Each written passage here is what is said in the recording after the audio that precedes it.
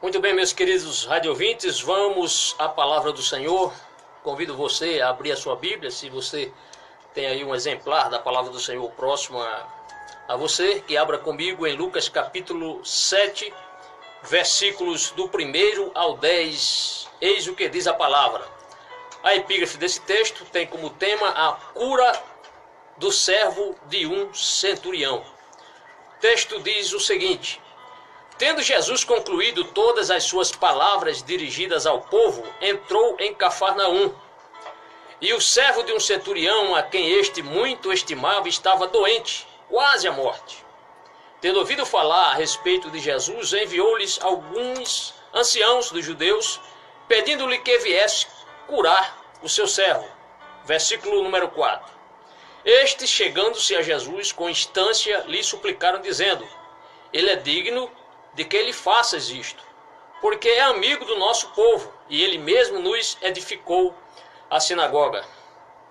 Então Jesus foi com eles, e já perto da casa, o centurião enviou-lhe amigos para lhe dizer: Senhor, não te incomodes, porque não sou digno de que entres em minha casa. Prossigamos no texto. Por isso eu mesmo não me julguei digno de ir ter contigo. Porém manda com uma palavra e o meu rapaz será curado. Verso 8. Porque também eu sou homem sujeito à autoridade e tenho soldados às minhas ordens. E digo a este, vai, e ele vai. E a outro, vem, e ele vem. E a meu servo, faz isto, e ele o faz. Ouvida estas palavras, admirou-se Jesus dele e, voltando-se para o povo que o acompanhava, disse: afirmo-vos que nem mesmo em Israel achei tanta fé, ou uma fé como esta. Verso 10. E voltando para casa, os que foram enviados encontraram curado o servo. Eu digo amém, isto é, assim seja. A palavra do Senhor é poderosa, ela fala por si só, porém, quero nestes poucos minutos aqui do nosso programa trazer a exposição deste texto que nós acabamos de ler, porque tenho convicção que o Espírito Santo há de fazer com que você compreenda esta palavra que nesta tarde traremos para você. Quero dar um título à nossa mensagem desta tarde dizendo: o poder de um Deus diante de um homem limitado. Vou repetir: o poder de um Deus, que era Jesus, poder de um Deus diante de um homem limitado. Eu quero dizer para os nossos radiovintes que nos acompanham fielmente todos os sábados que aqui eu vou destacar três importantes aspectos de três personagens aqui que estão inseridos neste tema. O primeiro aspecto que chamaria atenção para você é para dizer que o servo, fala sobre o servo e a sua enfermidade. Não sei se hoje, se nesse momento você se encontra no hospital, ou na sua casa, ou no leito de um hospital, ou quem sabe até numa das filas dos nossos hospitais, ou nos corredores dos hospitais. O que eu sei é que neste momento o Senhor vai me dar uma palavra para que chegue até o seu coração e aí você tenha a sua fé fortalecida. Então o primeiro aspecto serve a sua enfermidade. O segundo aspecto, que eu acho aqui de grande relevância, é o centurião e a sua bondade. E por último, é claro, não poderia ser diferente, destacar também o Senhor e a sua autoridade. Então vimos aqui três aspectos: o servo e a sua enfermidade, o centurião e a sua bondade, e o Senhor e a sua autoridade. Você verá como o poder de Jesus, ele é poderosíssimo, o poder do Senhor Jesus. Então se prepare aí, esteja orando, certamente o Espírito Santo há de nos trazer uma palavra ao seu coração. Primeiro, quero destacar o servo e a sua enfermidade. O versículo 2, ele já fala por si só, já traz importantes informações e eu quero aqui destacar. Primeiramente, o servo e a sua enfermidade, nós vimos no texto aqui que este servo era alguém que tinha uma certa autoridade, ou servia a uma autoridade. O texto nos mostra que ele era servo de alguém que tinha autoridade, melhor dizendo. Isto é, aquele homem que estava acamado, doente, enfermo, ele trabalhava para alguém que tinha autoridade. E quem é esta autoridade? O centurião, o próprio centurião. O texto nos mostra isso aqui com grande evidência. O verso 2, parte A, diz: e o servo de um certo centurião. Então, alguém importante, trabalhava ali com aquela autoridade militar. E era um servo também, aqui, queremos mostrar aqui um dos predicados desse servo, é que ele era uma pessoa, apesar de servo, era alguém que gozava do respeito e da admiração do seu senhor. Você que é crente, você que trabalha numa empresa, você deve ser uma pessoa leal, uma pessoa que goza do respeito do seu patrão, do seu diretor. Isso é muito relevante na vida de um cristão. O texto nos mostra que aquele homem gozava do respeito, mesmo porque, se ele fosse um servo relapso, desse servo que só trabalha se for, digamos, quero usar aqui uma palavra que é os empurrões, se fosse alguém que só trabalhasse se fosse cobrado, não fosse aquele servo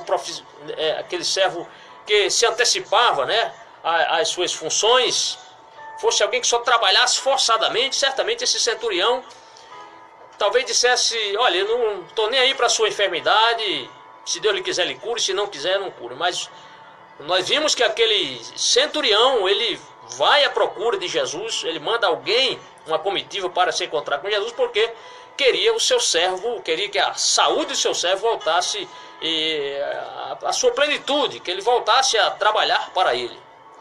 Mas o texto nos mostra que ele tinha uma doença, e essa doença era uma doença grave. O texto nos diz que ele estava quase à morte, porque o texto diz: estava doente, moribundo. Mas o texto anterior que nós usamos aqui para dizer que ele era uma pessoa que gozava do respeito e da admiração, voltando aqui um pouquinho, o texto diz: a quem muito estimava, isto é, ele tinha estima para com o seu servo. O texto agora nos diz que ele tinha uma doença grave, estava quase à morte. O texto diz: estava doente, moribundo, isto é, estava quase nas últimas, né? Quem sabe nas últimas respirações. Mas a Bíblia nos mostra que aquele centurião, e agora vem a nossa segunda parte do texto, o centurião e a sua bondade. Muita gente acha que por ser ele um centurião, um militar, não era alguém que tinha uma certa consideração. Alguns acham que era um homem rude. Não, nem todos eram rudes. Este homem era um homem que temia a Deus. Nós veremos aqui no texto que ele era alguém que realmente preocupou-se com o seu subordinado. O texto diz que aquele homem, apesar da função que ele tinha, o texto nos mostra que alguém falou de Jesus para aquele homem, para aquele centurião. As notícias chegaram lá em Cafarnaum. Porque o verso 3, a parte A, diz: e quando ouviu falar de Jesus, isto é, aquele centurião, apesar de ser o que era, uma autoridade militar, funcionário romano, ele ouviu falar de Jesus. E ele então aproveita-se dessa informação, deste conhecimento que ele tinha do poder de Jesus, e o texto nos manda que ele rapidamente ali, ele pega uma comitiva, ou chama uma comitiva ali, determina, envia essa comitiva para, inclusive de religiosos. Ele não mandou ali um pelotão de soldados, não mandou uma companhia de soldados, não. Mas o texto nos mostra que ele enviou uma comitiva de religiosos. É o que diz o texto no versículo 3. E enviou-lhe uns anciãos dos judeus, pessoas de certo poder, pessoas que eram respeitáveis na sociedade judaica, anciãos dos judeus. E a Bíblia nos mostra que eles vão até a presença de Jesus, mas o que ele fará? O verso 3 vai nos mostrar que ele solicita a presença de Jesus em sua casa. Porque o texto diz: rogando-lhe que viesse curar o seu servo. Esta seria a incumbência dos anciãos. Ele mandou o recado dizendo: rogasse a Jesus que ele viesse curar o seu servo. Porém, o texto vai nos mostrar que aqueles homens, essa comitiva de anciãos, vai chegar diante de Jesus, e o verso 4 nos mostra isso. E eles chegam à presença de Jesus e diz: chegando ele junto a Jesus, rogaram-lhe muito, dizendo: é digno de que concedas isto. Isto é, eles mostraram a Jesus que aquele homem era merecedor de ser atendido. E aí, logo em frente, ele mostra o porquê que eles afirmam que aquele homem merecia ser atendido. O texto diz assim, o verso 5 mostra-nos que ele considerava muito o povo judeu. O verso 5 diz: porque ama a nossa nação. Fica talvez uma incógnita na sua cabeça agora. Como é que aquele romano, o dominador, estava agora nessa região da Judéia? Judéia era subserviente, era vassala ao Império Romano, era a nação opressora, era a nação romana. E como é que agora aquele homem era benquisto? O texto diz que ele ama a nossa nação. Isto é, fica até difícil até de explicar como é que ele ama a nação se ele era o dominador. Mas o texto nos mostra que ele considerava muito o povo judeu, porque ama a nossa nação. E a razão para eles afirmarem isso é que este homem, este centurião, ele tinha construído uma sinagoga para os judeus. É o que mostra o texto. O texto diz: ele mesmo nos edificou a sinagoga.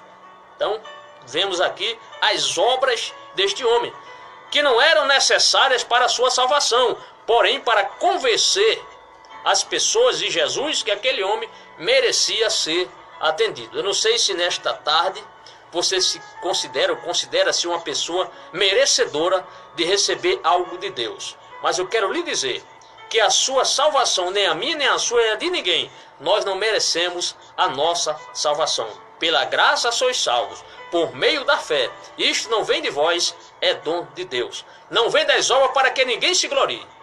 Fique isso, que você entenda isto na sua mente, no seu coração. Muito bem, mas o texto nos diz que aqueles homens falam para Jesus que ele tinha construído aquela sinagoga para os judeus.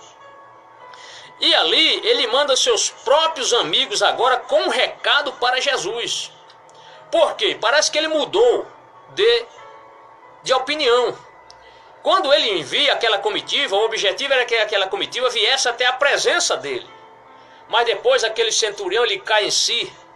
Ele volta-se para si e diz: olha, realmente, ele pensa consigo certamente, eu sou um cidadão romano. E por mais que eu seja alguém útil, ou que eu fiz algo útil, eu não sou merecedor de receber um judeu na minha casa. Mesmo porque judeu nenhum entraria na casa de um homem que não fosse um judeu. Ou seja, um judeu não entraria na casa de um gentil. Mudando ele de opinião, agora ele manda a segunda comitiva, mas ele não manda mais religiosos, mas sim os seus amigos. Quem sabe nesta tarde, você já pensou, você já refletiu que quantos e quantos amigos já foram à sua procura? Meu amigo, minha amiga, aceite Jesus, vá ao culto. Rapaz, o que falta para você ser crente? Quantas e quantas vezes Deus já tem enviado pessoas para falar de Jesus para você, mas você tem rejeitado. Mas continue nos ouvindo, porque grandes coisas o Senhor fará na vida deste servo. O texto nos diz, verso 6 diz, a parte B, mas quando já estava perto da casa, Jesus então escuta aquele recado, aquele convite, justificado pelas obras deste centurião. Jesus então aproxima-se daquela casa, só que neste momento, o centurião muda de ideia e manda outra comitiva. O texto diz: mas quando já estava perto de casa, enviou-lhe o centurião uns amigos, não mais religiosos, uns amigos. E é bom que se diga aqui que há amigos bem melhores do que irmãos.